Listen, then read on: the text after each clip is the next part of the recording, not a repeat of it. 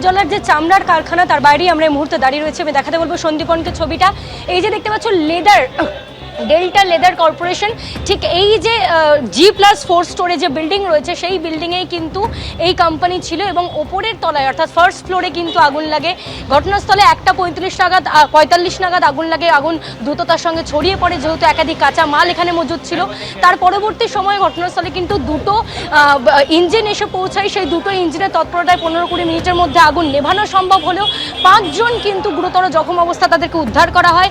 এই নিকটবর্তী হাসপাতাল চিত্তরঞ্জনে নিয়ে যাওয়া হলে সেখানে দুজনকে মৃত বলে ঘোষণা করা হয়। অগ্নিদগ্ধ হয়ে মৃত্যু হয়েছে এমনটাই কিন্তু জানা যাচ্ছে। এখানে কিন্তু এই মুহূর্তে উপস্থিত রয়েছেন ফায়ারের উচ্চপদস্থ আধিকারিকরা এবং তারই সঙ্গে কলকাতা পুলিশের অ্যাডিশনাল CP6 এবং তারই সঙ্গে এই সাউথ ইস্ট ডিভিশনের যিনি DC তিনি এসেছেন ঘটনাস্থলে। তারা এই ঘটনাস্থল প্লেস অফ অকারেন্স ঘোরার পরে তারপরে জানিয়েছেন যে দুজনের মৃত্যু হয়েছে বলে জানা গিয়েছে এবং তার সঙ্গে এই মুহূর্তে তুমি দেখতে পাচ্ছ যে ছবিটা, তারা কিন্তু নিজেদের মধ্যে আলোচনা করছেন ঠিক কটা নাগাদ এই ঘটনা ঘটলো এবং তার পরবর্তী সময় ঠিক কী কী পদক্ষেপ নেওয়া হয়েছিল।